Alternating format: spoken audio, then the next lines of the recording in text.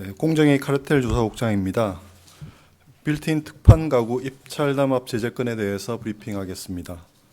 공정거래위원회는 31개 가구 제조 판매 업체들이 2012년부터 2022년까지 약 10년간 24개 건설사들이 발주한 총 738건의 특판 가구 구매 입찰과 관련하여 사전에 낙찰 예정자를 합의하거나 투찰 가격을 공유하는 방식으로 담합한 행위에 대하여 시장명령과 함께 과징금 총 931억 원을 부과하기로 결정하였습니다.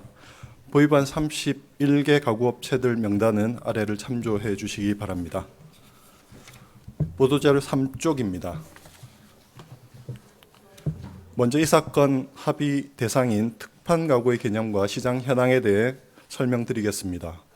특판 가구란 아파트 등 대단위 공동주택의 건축 사업에서 건설사 등을 대상으로 공급하는 빌트인 가구를 의미하며 크게 주방 가구와 일반 가구로 분류됩니다. 특판 가구 시장은 B2B 시장으로서 발주처가 공동주택 현장별로 입찰을 실시하여 업체를 선정하고 선정된 업체가 가구를 납품하는 방식으로 거래가 진행됩니다. 특판 가구 시장은 한샘, 현대리바트, NX 등 3강 체제로 유지되고 있으며 이 사건 31개 가구업체들의 빌트인 특판 가구 부문 매출 현황은 표 1을 참조해 주시기 바랍니다. 이 사건 입찰 방식을 간단히 설명드리겠습니다. 특판 가구 입찰은 대부분 최저가 치명 경쟁 입찰 방식으로 진행되는데 건설사들은 협력업체 풀을 정해놓는 경우가 많아서 건설사별로 입찰 참여 업체들이 달라지게 됩니다. 입찰 유형별로는 연간 단가 입찰 및 현장별 입찰로 구분됩니다. 연간 단가 입찰은 향후 1년간 예상되는 공사 물량에 대한 사전 단가 입찰로서 낙찰 순위가 높을수록 더 많은 물량을 배분하는 방식입니다. 현장별 입찰은 발주처 필요에 따라서 개별 현장별로 실시되는 입찰입니다. 5페이지입니다. 이 사건 담합의 배경입니다. 건설 경기가 2011년 이후 활성화되면서 아파트 입주 물량이 대폭 증가하였고 중소형 가구 업체들이 특판 가구 시장에 참여하기 시작하였습니다. 이를 계기로 대형 가구 업체 위주로 유지되던 특판 가구 시장의 경쟁이 심화되었고 가구 업체들 간의 출혈 경쟁을 피하고자 하는 공감대가 형성되었습니다. 또한 대부분의 건설사들은 가구 업체들의 입찰 참가 실적, 투찰 가격, 신용평가 결과 등을 토대로 입찰 참가 자격을 유지하거나 제한하기도 하므로 가구 업체들은 입찰 참가 자격 유지를 위해 낙찰을 희망하지 않는 입찰에 대해서도 투찰할 필요가 있었습니다.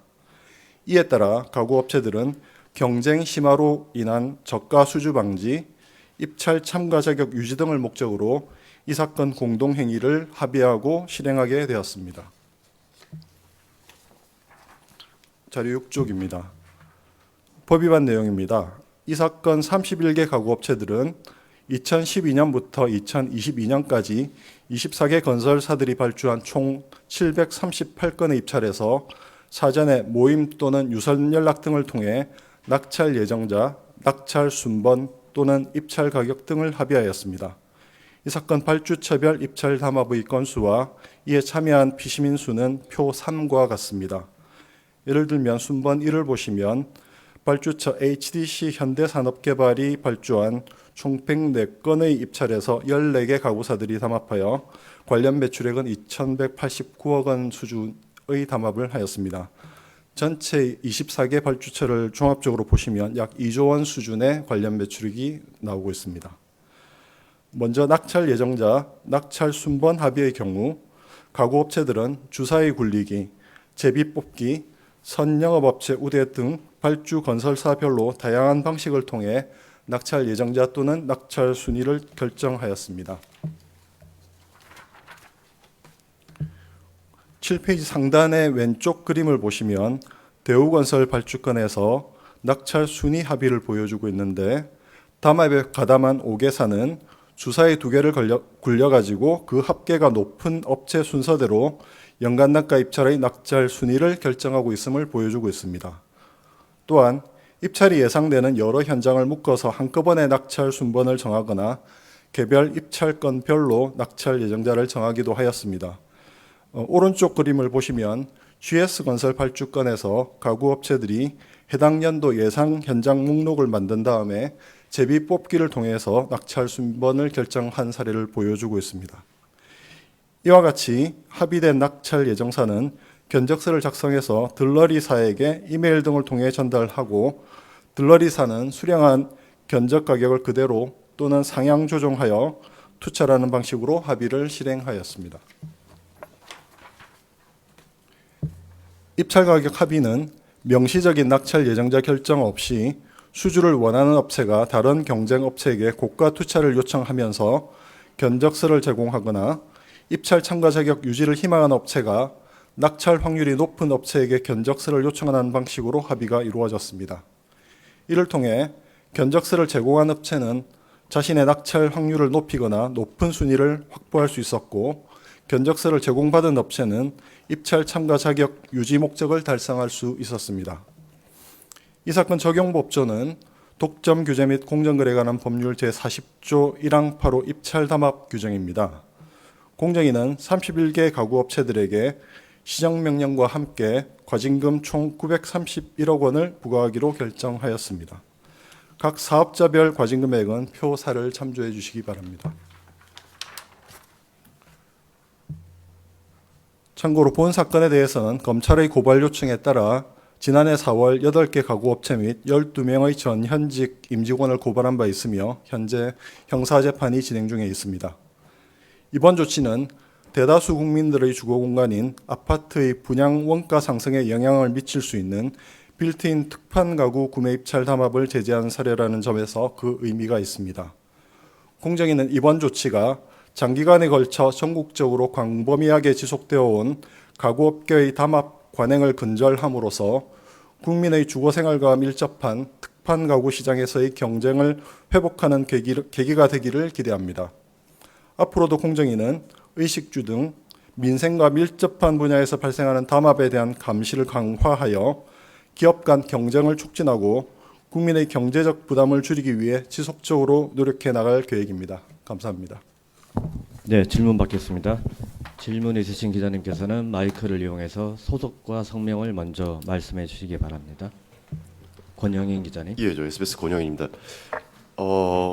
건설사 상대로 조사를 좀 해보셨을 것 같긴 한데 이게 어느 정도 정상가보다 어느 정도 좀 더 올라갔는지 또는 분양 원가에 어느 정도 반영이 됐는지 이걸 좀 알 수 있을까요? 가구업체의 진술에 따르면 원가율 대비 약 한 5% 정도 이익을 얻었다라고 진술을 한 바 있습니다. 그래서 특판 가구가 이제 84제곱미터 평행 기준으로는 한 500만 원 정도가 원가인데요. 그 정도를 보시면 대충 이 사건의 이득을 평가하실 수 있을 것 같습니다. 네, 마이크 켜주십시오. 가구당 약 25만 원 정도의 더 분양가를 냈을 수도 있다는 거네요. 그럴 수 있습니다. 이철 기자님. 네, 뉴스원 이철입니다. 그 3개 정도 질문이 있는데요. 첫 번째로는 10년간 담합이 진행됐는데 좀 늦게 발견된 것 같은데요. 이번 사건 조사 경위 궁금하고요. 그다음 두 번째는 어떻게 이렇게 31개나 되는 회사들이 담합을 하게 됐는데 그 보도자료를 보통 초기 담합 경위가 나와 있는데 이번에는 없어서요. 초기에 담합을 주도한 업체들이 있는지 어디인지 또 어떤 식으로 이 담합이 시작됐는지도 좀 배경도 궁금합니다. 마지막으로는 이 738건에 대해 각사가 몇 건 낙찰받았는지 궁금하고요. 지금 과징금이 나와 있는데 단순하게 그냥 각사가 낙찰받은 규모라고 봐도 되는지 추정해도 되는지도 좀 궁금합니다. 일단은 이제 주도한 업체들이 있느냐, 사실은 그 건설사별로 좀 이제 특판 가구를 좀 주도하는 회사들이 좀 달리 존재합니다. 그러니까 그 특정 건설사는 A 가구 업체, 다른 건설사는 B 업체, 이런 그런 회사들을 이제 주포 업체라고 하는데, 그런 업체들이 좀 주도적으로 담합을 한 것으로 저희 파악하고 있고요. 그 다음에 이제 앞서 말씀드린 것처럼 이게 한 2000 제일 많이 거슬러 올라가면 한 2012년 정도까지 거슬러 올라가는데 이제 건설 기존에는 이제 그 가구업체들이 대형 가구업체 위주로 시장이 형성되어 있었는데 그 건설 경기가 이제 크게 활성화되면서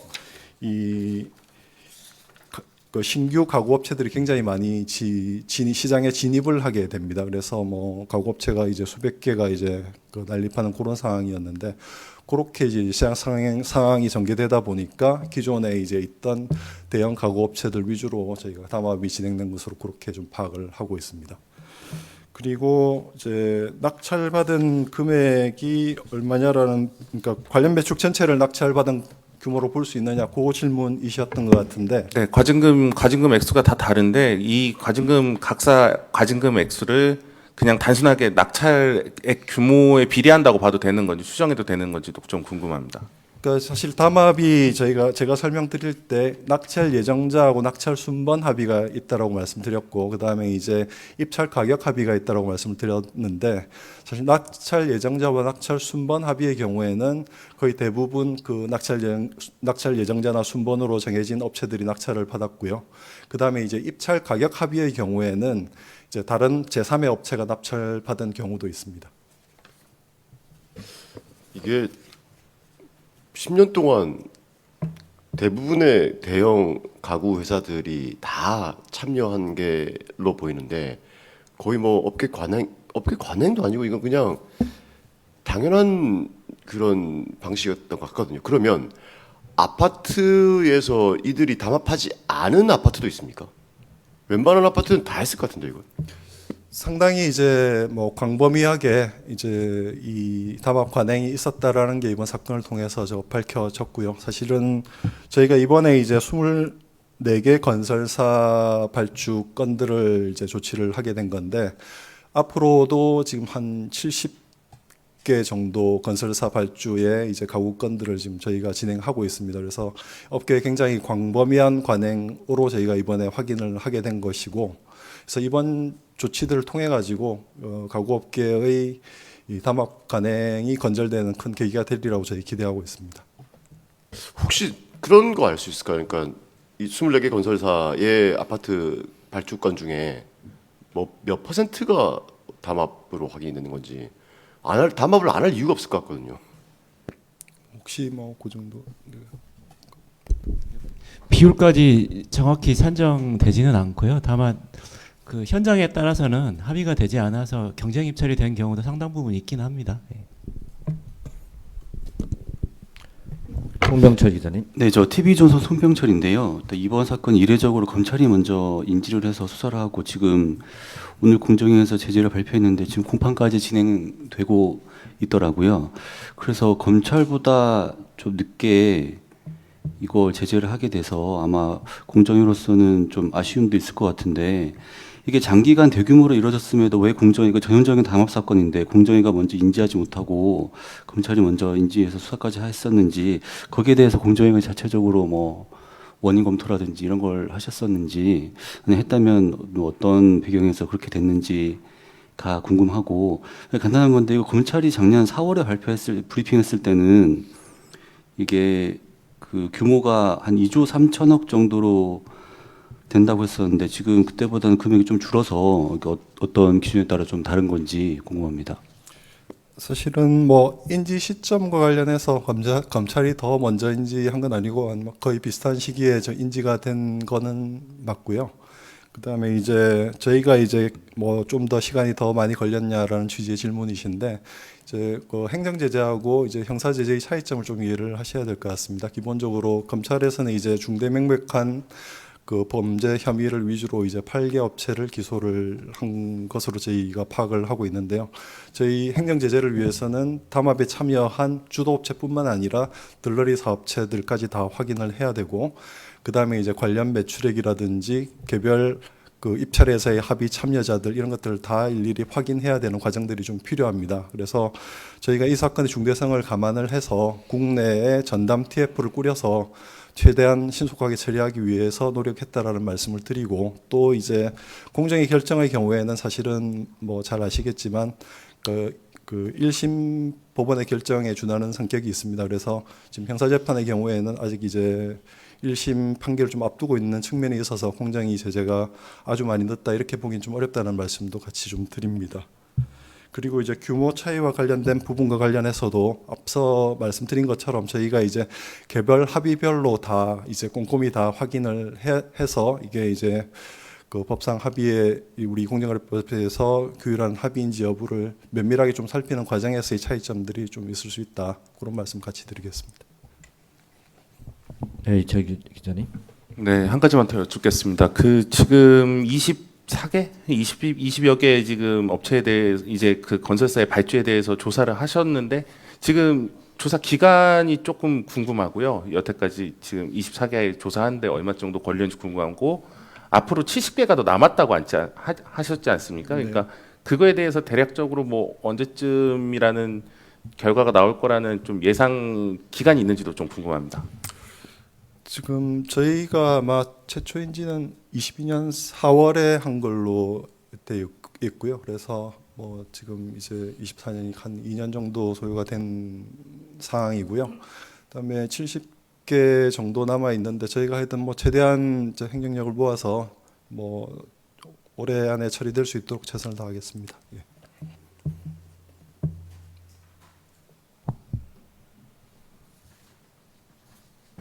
아까 1심 재판에 저희 성격을 갖고 계신다고 하셔서 그냥 궁금한 건데 아파트는 이제 단지별로 협의회가 있어서 공동 대응이 좀 가능한 조직이어가지고 일반 소비자랑은 달라서 이게 민사로 그러면 이 가구 회사들에게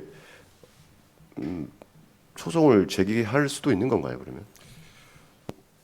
뭐 일단 사실은 직접적인 피해 당사자는 이제 건설업체가 되는 것이고요. 이제 뭐 그 입찰 담합의 경우에 이제 발주처가 민사 소송을 제기하는 경우들도 있을 수 있습니다. 뭐 그런 부분들은 기본적으로 저희 위원회는 행정 제재를 하는 곳이고 이제 뭐 피해 당사자들이 뭐 필요하다고 판단하면 소송을 제기할 수 있을 것이고 뭐 그런 부분에서 혹시 뭐 공정위가 지원할 부분이 있으면 저희가 할 수 있는 역할은 뭐 할 생각입니다. 예.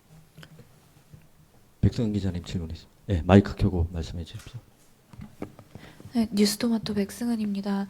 예, 좀 10년이라는 좀 장기간에 걸쳐서 그 담합이 진행이 됐고 아직 그 조사 중인 업체들도 있는데 그러면은 이제 조사가 끝나고 나면은 뭐 재발 방지를 위해서 필요한 조치를 취할 계획인지 궁금합니다.